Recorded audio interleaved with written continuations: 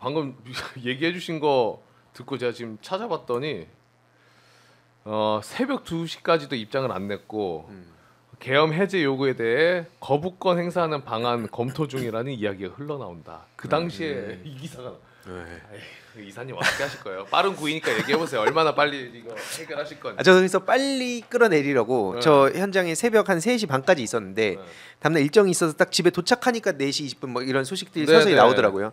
근데 저는 이제 이걸 쭉 보면서 그 어떤 우려가 좀 하나 되냐면, 그러니까 소위 이제 지금은 좀 상황이 많이 긴장이 풀리다 보니까 재밌는 밈 같은 게 많이 나오더라고요. 그러니까 예를 들어서 그 국회에서 승인 안 해주면 쪽팔려서 어떡하나고 밑에 바이든 웃고 있는 사진 막 이런 거 막 사실 사람들한테 되게 재밌게 소비가 되고 있는데, 그러니까 이게 뭐 늘 진지해져야 된다는 건 아니지만 전 홍준표 시장 홍준표 시장? 네, 홍준표 시장이 그 해프닝 얘기를 했거든요. 그거 보고 깜짝 놀랐습니다. 그게 이제 우리가 이렇게 정치 고관여층들 입장에서 보면 당연히 모두가 분노한다고 볼 수 있지만, 아까 그 곽쌤 얘기하신 것처럼 그런 젊은 사람들 와가지고 그냥 이거 되게 해프닝 정도로 보는 사람들이 있습니다. 근데 정치인들이 그 얘기를 하고 그게 계속 언론 통해서 전해지면 소위 프레임이 그냥 이거 마치 그냥 법안 싸움 그냥 하듯이, 그래서 내일 윤석열이 만약에 뭐 이거 그냥 이런 해프닝 정도로 넘어가려고 한다라고 하면 진짜 그렇게 믿는 사람들이 있다는 거죠. 그러니까요. 근데 이거는 어제 그 당시에 대표님도 국회에 막 담 넘어가시는 걸 실시간으로 보고 뭐 진짜 많은 시민들이 거리로 나선 거고, 저도 그래서 바로 그냥 그 택시 잡았는데도 안 돼서 버스 타고 간 거거든요. 그래서 그 앞에서 사람들이 그 가서 지키고 관심을 가진 이 피와 땀과 눈물이 다 이제 섞인 이 민주주의의 그 가치를 지키려고 나갔던 분들의 행동이 있는 거잖아요. 근데 그런 걸 전부 싸잡아서 해프닝으로 만든단 말이에요. 이런 저 프레임 장난질. 이거 진짜 심각한 게 뭐냐면은 의원님들 너무나 잘 아시잖아요. 어제 그 비상계엄이 얼마나. 아니 잠깐 여기서 한마디 꼭 하고 넘어가고 싶은데. 네. 윤석열 아주 악인입니다. 악인이다. 네, 아주 악인이에요. 범죄자지. 그런데 윤석열보다 더 나쁜 악인이 누구냐? 홍준표입니다. 왜 그러느냐? 그걸 해프닝으로 만들어 버리잖아. 이건 그냥 있을 수 있는 그냥 해프닝이야.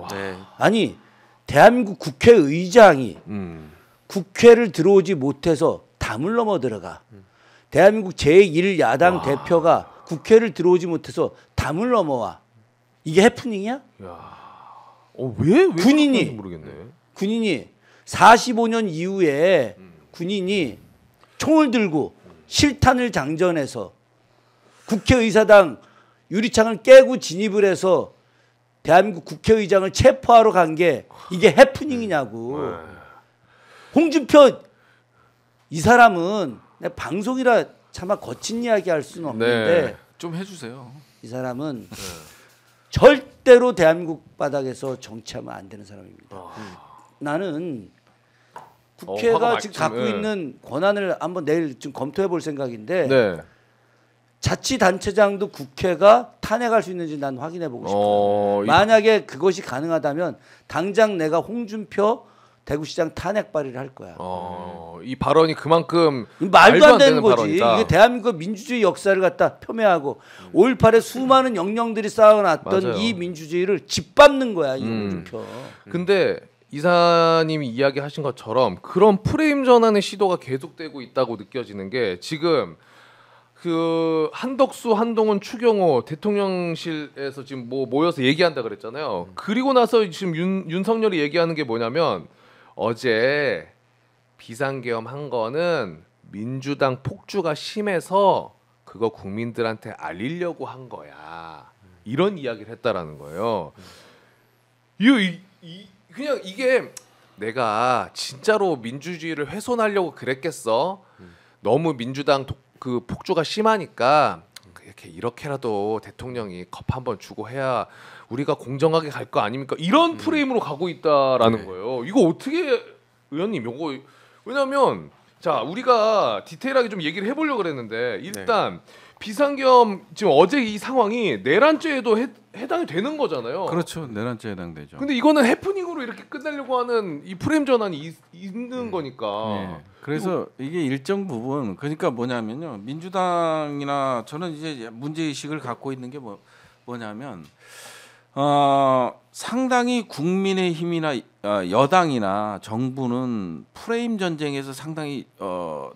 단순하게 매력적으로 포장하는 게 있어요. 이게 대변인을 하면서 취득한 건데 헤드라인을 잘 만들어요. 헤드라인을 우리는 상당히 이렇게 합리적이고 지적인 생각을 많이 해. 그래서 행간 속에 녹아내려고 해. 이 차이가 있는 거예요. 그러다 보니까 프레임 싸움에서 항상 지는 거고 지금 박근혜에 비교해서 김건희가 얼마나 많은 불법을 자행했어요. 그렇죠. 탄핵은 뭐 1000번 만번 내도 남을 만한 그런 행위들을 하고 그다음에 대통령이 그것을 보호하고 거부권을 행사하고 이런 것들이 결국은 저는 프레임 전쟁에서 이기는 거예요. 하나의 악한 행위를 다른 악한 행위로 덮고 맞아요. 이런 것들을 또 문제가 없다는 식으로. 근데 이제 우리는 정말 민주당이나 진보 세력들은 합리적으로 이성적으로 이걸 설명해서 설득해내려고 하는. 그거 맞아.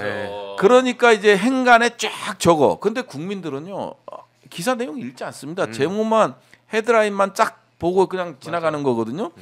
지금 노무현 정부 때나 문재인 정부 때를 보시면 아시겠지만 우리가 얼마나 국방과 관련돼서 많은 투자를 했고 군인 복지 증진부터 시작해서 그냥 밑바닥에서부터 상층부까지 정말 국방, 강한 국방을 위해서 이거는 통계적 수치로도 나오는 거잖아요. 네, 그럼에도 불구하고 안보는 보수예요.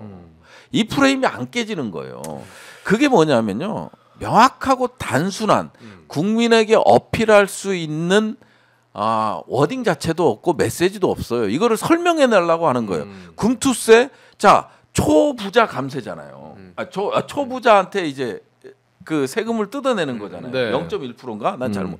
근데 토론회를 하는 거나 뭐를 보면요. 국민들이 불안한 거를 해결해 주지 못해요. 막 전문가들이 나와서 어려운 얘기를 해. 이거는 우리 서민들한테 피해 안 본다. 어려운 얘기를 해. 근데 국민의힘은요. 딱 현수막 하나로 정리해 버려요. 맞아요. 서민들의 등골 빼먹는 금투세 당장 폐지. 그러면 이제 그것만 보고 저거는 폐지. 그러니까 나쁜 거죠. 그러다 보니까 그리고 또 주식도 거지. 빠지니까 완전 민주당 쪽으로 밀려 들어오는 거죠. 그렇죠. 그런 것들이 상당히 문제가 됐고 네. 이 프레임 전쟁 아까 우리 황 이사님도 좋은 말씀 해주셨는데 결국은 이 프레임 전쟁도요. 이게 해프닝이라는 표현이 나오잖아요. 자 이게 나와서 상당히 여론화가 돼요. 그러면 진짜 해프닝이 돼버리는 거예요. 그렇기 때문에 이런 것들을 타파할 수 있는 게 뭔가. 네. 그래서 정동영 의장님의 말을 대신하고 싶은데 이 지금의 상황은 모든 상황은요. 유리하냐 불리하냐 그다음에 국민의 뜻을 관철시키느냐는 모든 상황은 자기가 당신께서 인생을 살아오면서 72시간 안에 해결 못하면 진다는 거예요. 네. 그래서 이 72시간이 정말 중요한데 우리는 비상계엄 내려지고 나서 지금 24시간이 지났어요. 네. 그래서 남은 48시간 안에 우리가 국민이 원하는 거, 우리가 원하는 거를 해내야 되는 거예요. 거기서 민주당이 제가 봤을 때 민주당이 이거 탄핵 안 되면 어떡하지? 이런 생각을 하는 순간요. 네. 빈 공간이 생기는 거고 그 공간을 프레임을 가지고 작업을 한단 말이에요. 지금 일어나는 일들이 다 그런 것들이에요. 맞아요. 네. 그래서 이런 것들을 유의할 필요가 있고요. 탄핵은요. 우리는 탄핵을 가결시켜야 된다는 목적 의식도 중요하지만 네. 탄핵 발의 우리 누가 김준혁 의원하고 몇 명의 국회의원들 빼고 누가 마이크에다 대고 기자회견에 대고 탄핵이라는 단어를 썼습니까? 근데 전 민주당 국회의원이 탄핵이라는 단어를 쓰잖아요. 그렇죠. 그것만으로도 우리는 성공을 한 거고요. 가결이 안 되더라도 우리는 정치적으로나 얻는 이득이 더 많습니다. 결국은 탄핵의 이게 장으로 우리 의원들이 다 들어섰다라는 그런 관점에서 봤을 때 상당히 좋다. 두 가지 이야기 좀. 네, 의원님. 아니 원래 질문을 좀 하고 해야 되는데 내가 너무 하고 싶은 이야기가 있으셔가지고. 그게 아니라 네. 나는 뭐 탄핵 이야기는 우리 부승찬 의원님이 잘해주셔서 감사한데. 의원님 약간 좀 화가 좀 나 있으신 것 같아요. 그렇지 화가 좀 나서 그런 거죠. 네, 어떤 이야기입니까? 홍준표 시장의 해프닝과 더불어서 윤석열과 대통령실이 민주당에다가 잘못한 거 좀 알려주려고 하는 뭐 일로서 이렇게 했다. 폭주를 알리려고 했다. 이게 언제부터 나오기 시작했냐 이런 말들이 오늘 오후부터 나오기 시작한 거야. 오후부터. 요 내용이 예, 한 3시 이후부터 시작해서 대략. 근데 이게 쟤들이 전열 정비를 하고 있는 거야. 전열 정비를 하고 예, 있다. 그래서 지금 이제 4시 20분에 이제 완전히 항복 선언 비스름하게 했는데 윤석열은 항복 이거 절대 나는 안 된다. 그리고 나머지 애들도 여기서 밀리면 안 된다. 지금 이렇게 되면 우리가 탄핵으로 갈 수밖에 없는 상황이 된다. 절대 밀려서는 안 된다. 그러면 이걸 어떻게 해야 되냐? 혹세무민 해야 된다. 싹 돌려. 그 해프닝 발언도 나오고 뭐 나오고 그냥 그럴 수 있는 일. 민주당이 잘못해서 오세훈이 갑자기 어제만 하더라도 절대 안 된다 하다가 이거 있을 수 없는 일인데 이게 왜 생긴 거냐? 이재명 방탄 때문에 생긴 거 아니냐? 맞아. 이런 식으로 해서 이게 민주당의 잘못된 일 때문에 이 계엄이 만들어진 것으로 지금 맞아요. 가고 있는 거야. 이건 뭐냐? 바로 저 법 기술자들, 저 법 기술자들이 서로 자기네들 살기 위해서 지금 야합하고 있는 상황이 되는 거예요. 누구로 인해서 누구를 김건희와 관련해서 같이 야합을 하는 거야. 지금 홍준표도 명태균 게이트에 걸려 있지, 오세훈도 걸려 있지, 여기에 김건희 또 윤석열 다 걸려 있는데 이들이 전반적으로 함께 지금 똘똘 뭉치는 거야. 지금 네. 똘똘. 한동훈도 워딩이 달라졌어요. 워딩이 달라져서 지금 처음에 뭐 윤석열 탄핵할 듯이 하다가 지금 아이 그런 것까지는 아니야라고 바뀌고 그러니까요. 있단 말이지. 이게 철저하게 얘네들이 지금 다시 뭉치기 시작을 하고 있는 거야. 근데 이 허실실에 우리가 지금 여기서 방심하면 안 돼. 지금 근데 방심하면 안 되는데 방심이 지금 시작되고 있어요. 지금. 그러니까요. 난 그래서 사실 걱정인데 어제 처음에 내가 10시 33분에 우리 작은아들한테 전화를 받고 네. 화면 보고 나서 속으로 내가 어떤 생각이냐. 탄핵의 시간이 왔다. 탄핵의 시간이 그리고 왔다. 쟤들은 절대 성공하지 못한다. 절대 그럴 수밖에 없는 여러 조건들이 존재한다. 그래서 저는 정말 흥분된 마음으로 지금 우리가 탄핵 이걸 반드시 쟁취할 수 있다라고 했는데 이게 나도 사실은 약간 흥분된 상태였는데 지금 이 방송을 하면서 다시 내가 나야말로 전열을 가다듬어야 되겠다 이런 생각을 좀 합니다. 지금 그 탄핵 소추안이 제출이 됐고 요게 표결이 이틀 뒤쯤 되나요? 예, 24시간에서 72시간 사이에 이루어지는 거거든요. 네, 네. 그래서 오늘 보고를 하면 24시간 이후니까 72시간 이내. 그러면 6일, 12월 6일 정도에 의결이 될 겁니다. 어쨌든 이게 얘기해 주신 것처럼 탄핵의 시간이 왔고 너무나 확실한 증거와 물증이 있는 상태니까 이 표결 계획 그 표결에 따른 결과를 많이 궁금해하실 텐데 이사님은 어떻게 보신 거예요? 저는 과연 이 상황에서도 국민의힘에서 이걸 막으려고 할까? 뭐 믿지는 않습니다만은 어떻게 보세요? 그러기 위해서 일단 이제 넘어야 되잖아요. 소위 여론전을 한다 봅니다. 그러니까 제가 스타크래프트 프로게이머 출신이다 보니까 그렇죠, 네. 특히 그 중에서 심리전에 관심이 되게 많았어요. 근데 이명박 정부 때 그 국정원 그 군 사이버 사령부랑 국정원 그 원세훈 이런 사람들을 윤석열 정부 들어서서 다시 다 세탁해주고 심지어 뭐 김관진한테 국방개혁 맡기는 거 보면서 분명 이거 100% 제 나름 확신한 건 온라인 이 공작이 있다. 왜냐면 나머지 모든 요인들에서 다 이명박 냄새가 나는데 이것만 쏙 빼놓고 안 한다. 전 그렇게 안 받고 특히 실제로 뉴스타파에서 최근에 나온 것도 여론 공작팀에 대한 내용. 그것도 네. 이제 국정원 쪽에 또 다른 팀으로도 볼 수 있는데 어쨌든 중요한 건 뭐냐 그런 식으로 여론을 이렇게 막 자꾸 간을 보는 거죠. 아까 해프닝 얘기랑 좀 엮어서 어떤 얘기들이 지금 나오기 시작하냐면 우리가 들었을 땐 당연히 말이 안 됩니다. 근데 뭐냐면 지금 윤석열이 이거 이렇게 될 줄 몰랐겠냐 그 정도 바보는 아니다 하면서 결국에는 이걸 통해서 국민들한테 보여주고 싶었던 게 있었던 거다. 그게 뭐냐 지금 야당이 이런 식으로 독재를 하고 있다는 거 아무리 그 정부 입장에서 말을 해도 사람들이 못 알아듣는데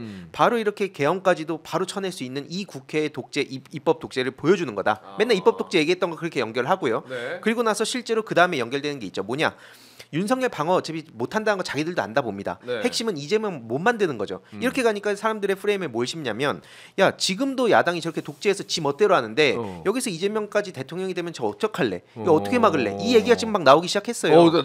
나오긴 나오더라고. 네, 우리들 시각에선 저 말도 안 되는 소리지 하지만 늘 우리가 대선 때는 중도나 혹은 저쪽 끌어와야 된다 하잖아요. 그렇죠. 이걸 믿고 있는 사람들이 꽤 많습니다. 왜냐면 오래전부터 또 악마와 희화화 해온 게 있기 때문에 요 프레임 공작 이거는 분명히 진지하게 대응해야 됩니다. 진지하게 진지하게 대응해야 된다. 아 맞습니다. 그 일단 그 국회에서 이제 여당 의원들도 좀 얘기를 해보실 거 아니에요. 이번 탄핵 관련해서도 뭐 친한 의원님들끼리는 이야기도 해보셨을 거고 분위기가 어떻습니까? 이제 이 재표결이 아니고 탄핵 소추안 표결에 대해서 어제 그 여당 의원 중에 제일 먼저 들어온 분이 김상욱 의원이었어요. 오, 네. 김상욱 의원이 이제 그 헐레벌떡 들어온 거야. 오면서 자기는 이건 난 뭐 목숨 걸고 막는다. 그러고 그 국회의장님이 이제 그 뒤에 올라오셨을 때 김상욱 의원이 단상까지 올라가서 국회의장한테 거의 90도형으로 인사를 하면서 반드시 막아주십시오. 뭐 이런 정도의 이제 액션을 좀 취했었죠. 네. 근데 나는 뭐 그 분과 관련해서는 뭐 상당히 진정성이 있다고 봤는데, 근데 이제 약간 좀 난 좀 뭔가 찜찜한 이게 거기에 이제 한동훈 대표가 본회의장 안으로 들어왔잖아요. 네. 본회의장 안으로 들어와갖고 뭔가 막 하지. 나도 이제 일부러 찾아가서 그 여당 의원들 이번에 같이 해서 반드시 이거 지금 막아야 된다. 난 가서 인사는 했어요. 그럼에도 불구하고 지금 이 상당한 검사 출신들 한동훈과 함께하는 그 검사 출신 의원들 뭐 곽규택이라든가 뭐 주진우라든가 이런 사람들이 와가지고 마치 자기네들이 이 나라의 민주주의를 지키는 수호신인 양 막 이렇게 하는 것 자체가 황당한 거야 이게.